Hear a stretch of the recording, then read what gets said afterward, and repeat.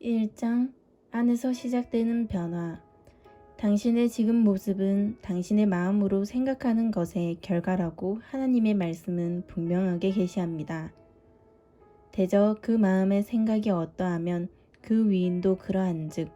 잠언 23장 7절. 당신의 내면을 변화시킬 수 없다면 또는 변화시키지 않는다면 밖으로 드러나는 변화는 볼 수 없을 것입니다. 기도하고 하나님께 매달리고 중보 기도를 부탁해도 소용없습니다. 정수리의 머리가 다 빠질 때까지 안수 기도를 받아도 소용없습니다. 내면을 변화시키지 않는다면 당신의 삶에서는 밖으로 드러나는 변화를 경험하지 못할 것입니다. 많은 사람들이 말합니다. 그렇지만 저도 변화를 원해요. 제가 할 수 있는 일은 다 했지만 모든 게 여전히 그 자리란 말입니다. 그래도 하나님의 말씀이 진리입니다. 당신의 지금 모습은 당신이 마음에 생각한 것의 결과입니다. 이것이 하나님의 법칙입니다. 로마서 8장 6절 말씀도 이 진리를 확증해 주고 있습니다. 육신의 생각은 사망이요 영의 생각은 생명과 평안이니라. 로마서 8장 6절. 제 말에 기분이 나빠져서 제가 나누고 있는 이 내용을 거절하지 마시고 이 진리를 깊이 생각해 보십시오. 물론 주님과 동행하든지 그렇지 않든지 상관없이 인생을 살다 보면 모든 사람이 문제에 부딪히곤 합니다. 우리가 타락한 세상에 살고 있으며 우리에게는 원수 마귀가 있기 때문입니다. 우리가 경험하는 모든 문제가 우리 내면에 있는 부족한 부분에서 기인하는 것도 아닙니다.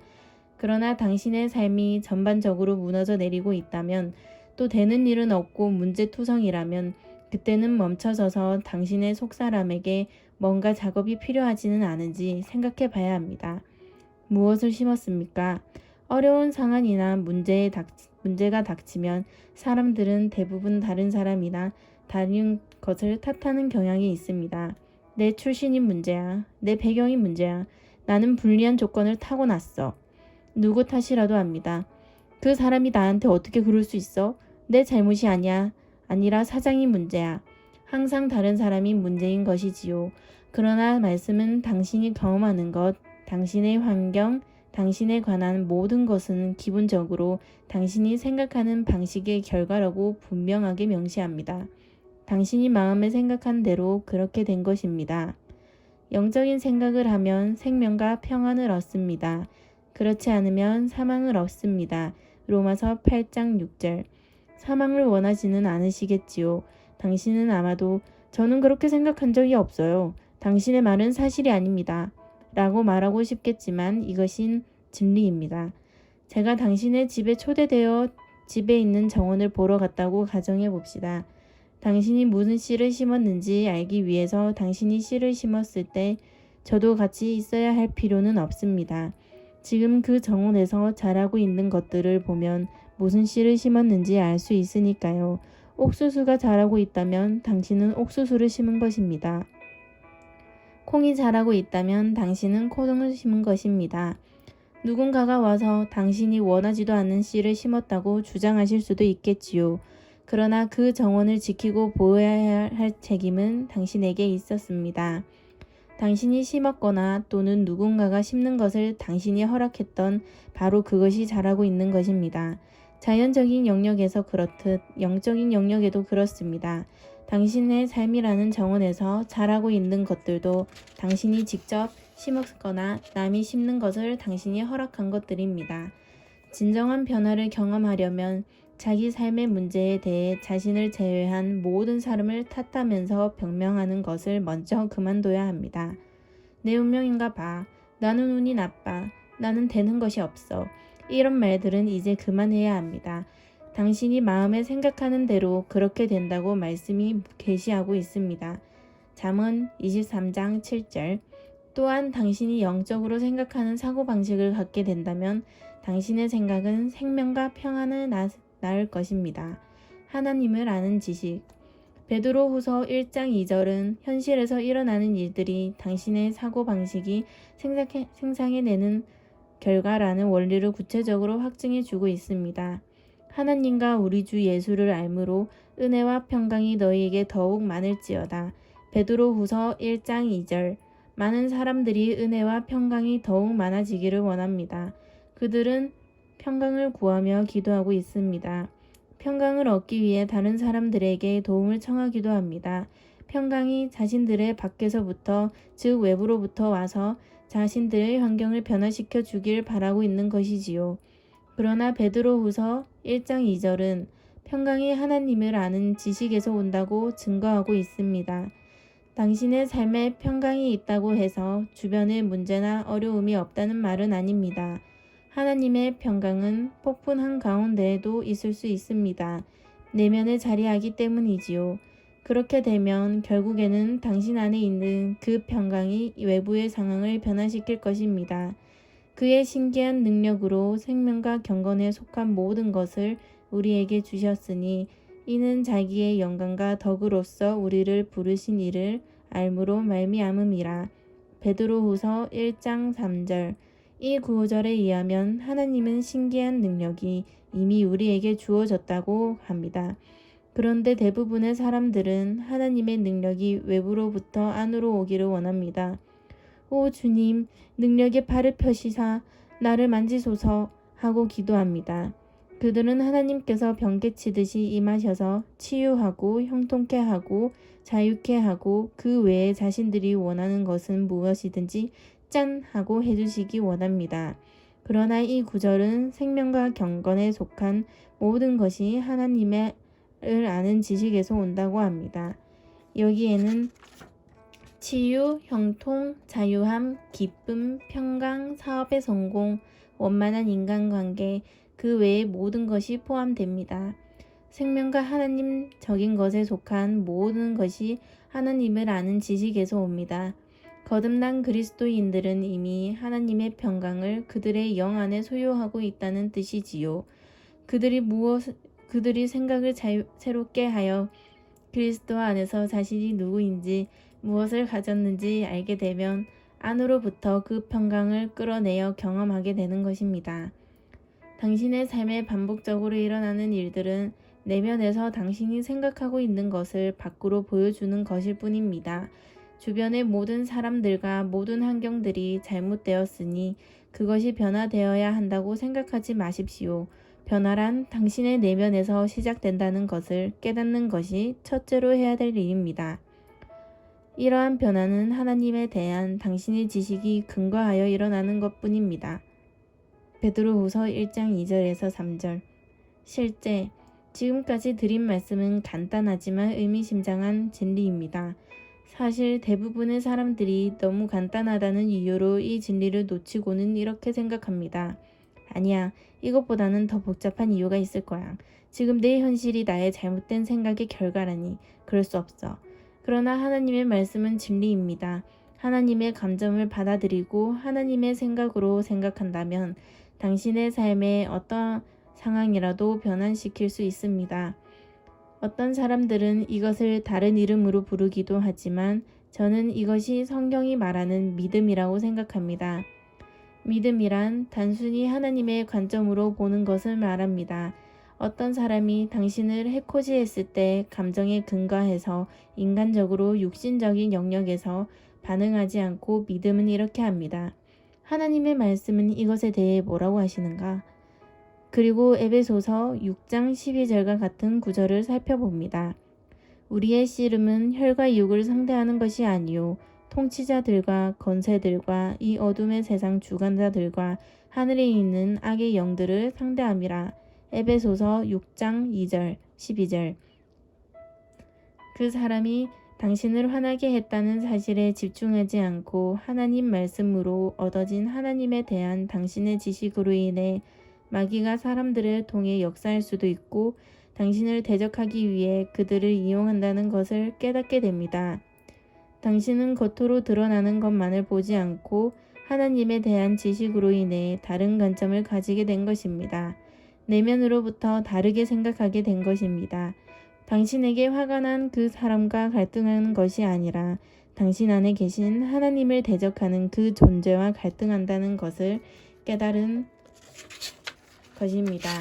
그렇기 때문에 이 상황에 대해 다른 사람들과는 다르게 반응할 수 있게 됩니다. 그래서 당신을 대적하는 이 사람들과 싸우지 않고 오히려 사랑할 수 있게 되며 그로 인해 완전히 다른 결과를 얻게 됩니다. 이 모든 것은 당신이 생각을 바꿀 때 시작됩니다. 저뿐만 아니라 많은 사람들이 이 진리에 대한 셀 수 없이 많은 간증을 가지고 있습니다. 이것은 실제로 역사합니다. 이 세상에는 자신의 환경을 변화시키고자 하는 사람들이 수도 없이 많지만 그 변화가 자신의 내면에서 시작된다는 것을 아는 사람은 그리 많지 않습니다. 정신 이상. 제가 미국 전역과 전 세계를 걸쳐 매월 하는 집회인 가스펠 트루스 세미나에서 저는 항상 우리 바이블 칼리지에 대해 언급합니다. 그 이야기를 하면서 자주 이렇게 묻곤 합니다. 인생에 이게 다가 아니라고 생각하시는 분? 삶의 변화를 원하시는 분?